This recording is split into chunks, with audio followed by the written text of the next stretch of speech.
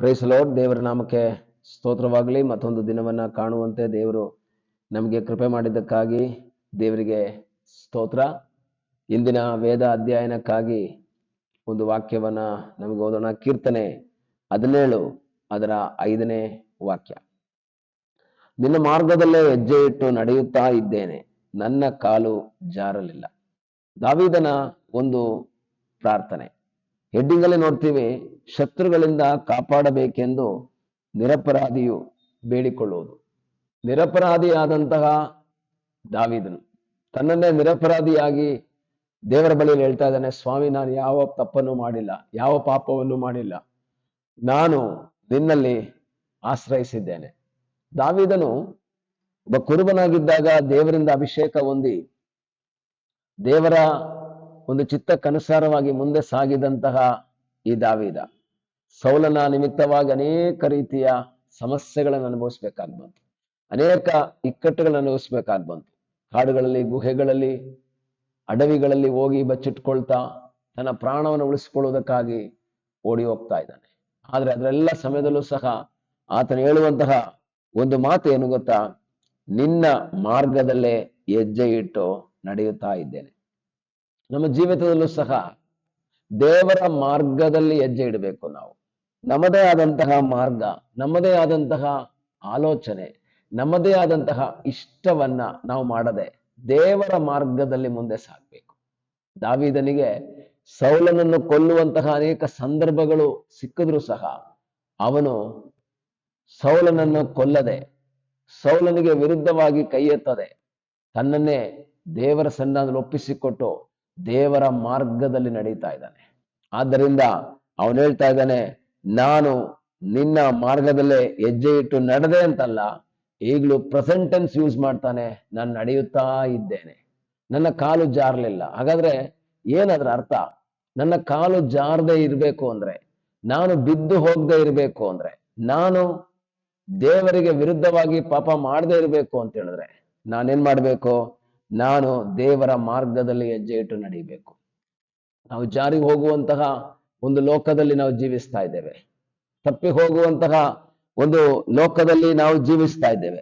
ಆದ್ರೆ ದೇವರ ವಾಕ್ಯ ಹೇಳ್ತದೆ, ನಾನು ನಿನ್ನ ಮಾರ್ಗದಲ್ಲೇ ಹೆಜ್ಜೆ ಇಟ್ಟು ನಡೆಯುತ್ತಾ ಇದ್ದೇನೆ. ನಮ್ಮ ಜೀವಿತದ ಪ್ರತಿಯೊಂದು ನಿಮಿಷಗಳಲ್ಲಿ ನಾವು ದೇವರ ಮಾರ್ಗದಲ್ಲಿ ಹೆಜ್ಜೆ ಇಟ್ಟು ನಡೆಯುವುದಾದ್ರೆ ನಮ್ಮ ಕಾಲು ಜಾರದ ಹಾಗೆ ಕಾಪಾಡುವಂತಹ ದೇವರು ನಮ್ಮ ಸಂಗಡ ಇದ್ದಾನೆ. ಯೋಬನು ಅದರ ಕುರಿತಾಗಿ ಮಾತಾಡುವಂತಹ ಒಂದು ಮಾತಿದೆ. 23ನೇ ಅಧ್ಯಾಯ 11ನೇ ವಾಕ್ಯ. ಆತನ ಹೆಜ್ಜೆಯ ಜಾಡಿನಲ್ಲೇ ಕಾಲಿಟ್ಟಿದ್ದೇನೆ, ಓರೆಯಾಗದೆ ಆತನ ದಾರಿಯನ್ನೇ ಹಿಡಿದಿದ್ದೇನೆ. ಜಾರಿ ಹೋಗುವಂತ ಅನೇಕ ಸನ್ನಿವೇಶಗಳು ಯೋಬನಲ್ಲಿದೆ. ಯಾಕೆಂದ್ರೆ ಯೋಬ ನೀತಿವಂತನಾಗಿ ಯಥಾರ್ಥ ಚಿತ್ತನಾಗಿ ಬದುಕಿದರೂ ಸಹ ಅನೇಕ ರೀತಿಯ ಸಮಸ್ಯೆಗಳ ಮೂಲಕ ಅದು ಹೋಗ್ತಾನೆ. ಮಕ್ಕಳನ್ನ ಕಳ್ಕೊಂಡಿದ್ದಾನೆ, ಆಸ್ತಿ ಕಳ್ಕೊಂಡಿದ್ದಾನೆ, ಮನೆ ಕಳ್ಕೊಂಡಿದ್ದಾನೆ, ಮೃಗಗಳನ್ನ ಕಳ್ಕೊಂಡಿದ್ದಾನೆ, ಎಲ್ಲವನ್ನ ಕಳ್ಕೊಂಡು ಆರೋಗ್ಯವನ್ನು ಕಳ್ಕೊಂಡಿದ್ದಾನೆ. ಈಗ ಅವನು ದೇವರ ಹೆಜ್ಜೆಯ ಜಾಡಿನಿಂದ ದೂರ ಹೋಗುವಂತಹ ಸನ್ನಿವೇಶ ಬೇಕಿದ್ರೆ ಅವನಿಗಿದೆ.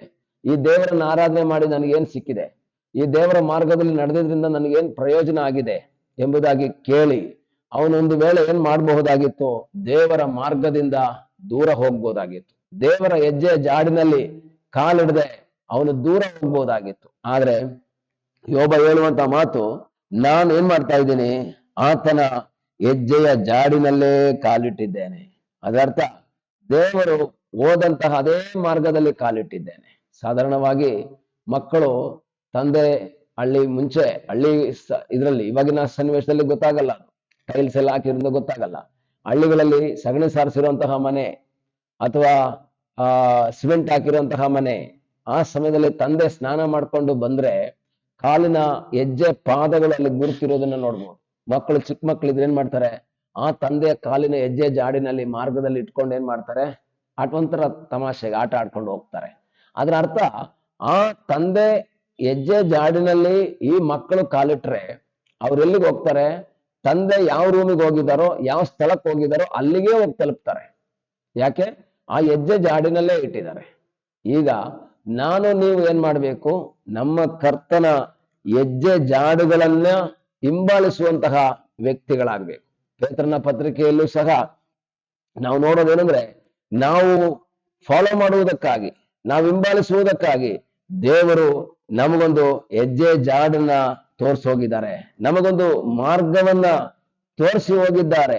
ದೇವರ ವಾಕ್ಯದಲ್ಲಿ 1 ಪೇತ್ರ 2ನೇ ಅಧ್ಯಾಯ 21ನೇ ವಾಕ್ಯ ಹೇಳುತ್ತೆ, ಇದಕ್ಕಾಗಿಯೇ ನೀವು ಕರೆಯಲ್ಪಟ್ಟಿರಿ, ಕ್ರಿಸ್ತನು ಸಹ ನಿಮಗೋಸ್ಕರ ಬಾಧೆಯನ್ನು ಅನುಭವಿಸಿ ನೀವು ತನ್ನ ಹೆಜ್ಜೆಯ ಜಾಡಿನಲ್ಲಿ ನಡೆಯಬೇಕೆಂದು ಮಾದರಿಯನ್ನು ತೋರಿಸಿ ಹೋದನು. ನಾವು ಆತನ ಹೆಜ್ಜೆಯ ಜಾಡಿನಲ್ಲಿ ನಡಿಬೇಕು. ನಮಗೊಂದು ಮಾದರಿ ದೇವರು.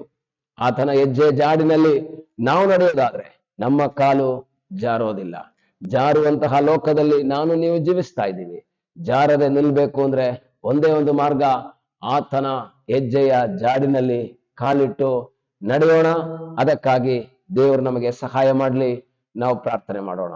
ನಮ್ಮನ್ನು ಬಹಳವಾಗಿ ಪ್ರೀತಿ ಮಾಡುವ ಪರಲೋಕದ ತಂದೆಯಾದ ದೇವರೇ, ಈ ಸಮಯಕ್ಕಾಗಿ ನಿನಗೆ ಸ್ತೋತ್ರ. ಈ ಸಮಯದಲ್ಲಿ ದೇವರೇ, ನಿನ್ನ ಹೆಜ್ಜೆ ಜಾಡಿನಲ್ಲಿ ನಾವು ನಡೆಯುವಾಗ ಜಾರದ ಹಾಗೆ ನಮ್ಮನ್ನು ನಿಲ್ಲಿಸುವಂತಹ ಸರ್ವಶಕ್ತನಾದ ದೇವರು ನೀನು ನಮ್ಮ ಸಂಗಡ ಇರುವುದಕ್ಕಾಗಿ ಸ್ತೋತ್ರ. ನಮ್ಮನ್ನು ನಿನ್ನ ಪಾದ ಬಳಿಗೆ ಒಪ್ಪಿಸ್ತೇವೆ. ತಲೆಬಾಗದ ಎಲ್ಲರೂ ಸಹ ನಿನ್ನ ಮಾರ್ಗದಲ್ಲಿ ನಡೆಯುವಂತೆ ಸಹಾಯ ಮಾಡು. ಪ್ರಾರ್ಥನೆಯನ್ನ ಕೇಳಿದ್ದಕ್ಕಾಗಿ ಸ್ತೋತ್ರ. ಯೇಸುವಿನ ಮುದ್ದಾದ ಹೆಸರಿನಲ್ಲಿ ಬೇಡಿಕೊಳ್ಳುತ್ತೇವೆ ನಮ್ಮ ಪ್ರೀತಿಯ ತಂದೆಯೇ. ಆಮೇನ್. God bless you.